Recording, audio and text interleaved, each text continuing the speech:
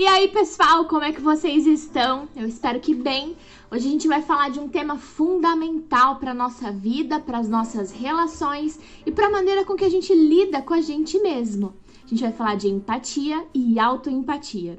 Eu vim até uniformizada porque eu realmente acredito nesse tema e eu quero dar muita energia para esse vídeo para que a gente possa juntos entender um pouco melhor sobre a empatia e a autoempatia. Será que realmente é tão difícil ser empático com o outro e principalmente ter empatia com a gente? Meu nome é Ana Rainha, psicóloga e fundadora do Por um Grão. Bora lá entender melhor então? Empatia! Eu tenho certeza que você já tá até familiar com esse tema de tanto que a gente tem ouvido falar, né? Mas será que você realmente entendeu o que significa empatia? Eu quero destrinchar esse tema hoje em 3 tópicos e depois a gente vai falar um pouquinho sobre a autoempatia. A primeira coisa é, a empatia ela não significa se colocar no lugar do outro. Eu não sei você, mas eu cresci ouvindo isso. Você precisa se colocar no lugar do outro. E isso não existe. Porque o outro ocupa um lugar no mundo, assim como você também ocupa. E é impossível a gente ocupar esse lugar.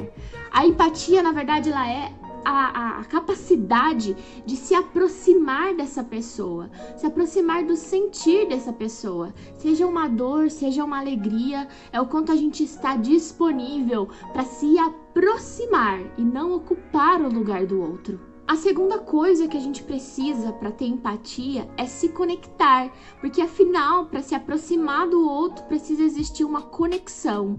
E a gente só consegue fazer isso de forma genuína quando a gente está livres de barreiras, preconceitos, vieses. Isso é muito difícil, né? Isso talvez não é uma coisa automática ainda para nós, mas a gente precisa desenvolver. Porque é impossível se conectar com alguém e ser empático com essa pessoa se você não tem uma ponte de conexão. A terceira coisa para a gente explorar sobre a empatia é que ela exige um lugar de vulnerabilidade. Por quê? Porque a conexão ela também acontece quando a gente encontra dentro de si a mesma vulnerabilidade daquela outra pessoa. Por exemplo, existe uma dor naquela pessoa e você quer entender aquilo, você só vai conseguir se conectar se você olhar para dentro de si e encontrar uma dor parecida.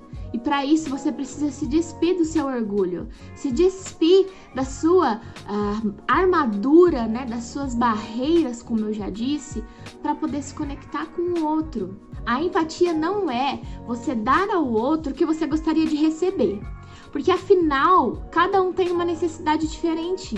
E é isso que a gente precisa entender. A diversidade humana. Cada um tem uma necessidade, cada um quer ser tratado de uma forma. Então não é sobre o quanto eu gostaria de ser tratado, mas sim o como a pessoa gostaria de ser tratada. Isso é empatia verdadeira. Bom, a gente entendeu como acontece a empatia, agora a gente vai entender como acontece a autoempatia, usando esses 3 mesmos pilares.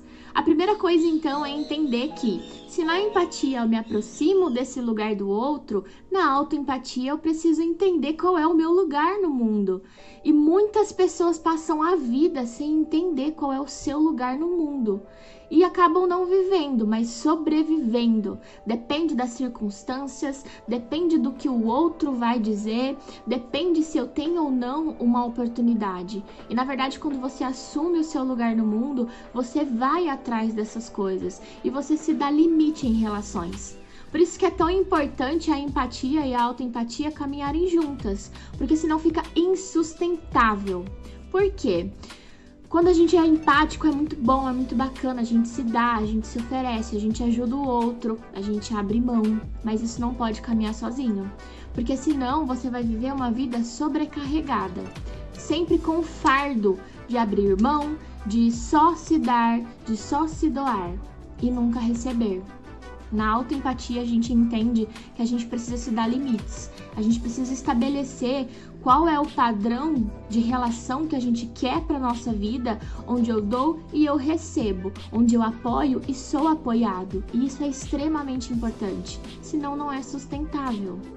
E isso acontece não só em relações entre marido e mulher, namorados, enfim. relações românticas. Isso acontece em amizades. Quantas amizades eu vejo que são tóxicas? Isso acontece em relações familiares, que é um pouco mais delicado porque a gente tem laços mais fundos com essas pessoas. Mas a gente precisa ter autoempatia para entender realmente qual é o nosso lugar, qual é o nosso papel nessas relações.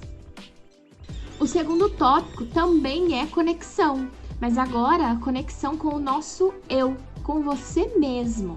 O quanto de fato você se conectou com as suas emoções, com as suas sensações, seus sentimentos, principalmente com as suas necessidades. E isso exige a vulnerabilidade, que é o nosso terceiro tópico, mais uma vez. Assim como na empatia, a autoempatia exige vulnerabilidade. Por vezes é tão difícil ser autoempático porque a gente cresceu ouvindo que precisamos ser super-heróis. Precisamos dar conta do mundo, precisamos dar conta de tudo e de todos, ajudar todo mundo, e isso não é uma verdade. Você precisa também entender que você é um ser vulnerável. A partir do momento que você se olhar no espelho com transparência, aí realmente você vai se conectar com você, entendendo os seus defeitos, entendendo o momento que você errou e ter empatia com isso. Quando a gente desenvolve empatia, automaticamente a gente tem autocuidado, a gente tem amor próprio e a gente começa a ter um autodesenvolvimento. Vou dar um exemplo para você do que significa a autoempatia para mim. Eu até fiz um post no início da página falando sobre isso, mas eu tenho uma irmãzinha de 3 anos e aí ela gosta muito de jogar no celular. Um dia ela estava no meu colo jogando e o objetivo do jogo era acertar as flechinhas na frutinha. Então no morango, na laranja, enfim. E ela precisava do momento certo para fazer isso, do ângulo certo, da força correta para lançar aquela flecha. Era complexo. Mas eu tava ali só olhando ela jogar e toda hora que ela acertava, ela falava: "Olha, Tata, você viu? Eu acertei. Olha, Tata, você viu dessa vez como é que eu fiz? Eu consegui acertar. Eu ganhei. Mas teve um momento que ela errou e deu game over. Nesse momento ela olhou e ela torceu para que eu não estivesse olhando aquele erro. Ela olhou para mim assim bem: "Ops, eu errei eu perdi essa frutinha, Tata." E naquele momento eu só pude olhar para ela e falar assim: "Mas perder também faz parte. Errar também faz parte. Essa frutinha, ela também te fez aprender que desse ângulo aqui, se você jogar essa flecha, não vai dar certo." E aí, naquele momento, eu tive um estralo. Por que foi tão fácil entender o erro daquela criança e não é fácil entender os nossos erros? Por conta da autoempatia. A gente precisa entender que nós somos vulneráveis, que nós somos como crianças e que, assim como elas, a gente também pode errar.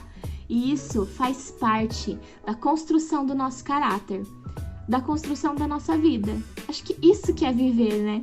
Eu espero de coração que esse vídeo tenha feito algum rebuliço dentro de você, que a partir de hoje você passe a gastar energia sendo empático com as pessoas, se conectando com as pessoas e se relacionando de uma melhor forma, porque afinal a gente está aqui no meio de uma galera e a gente precisa um do outro.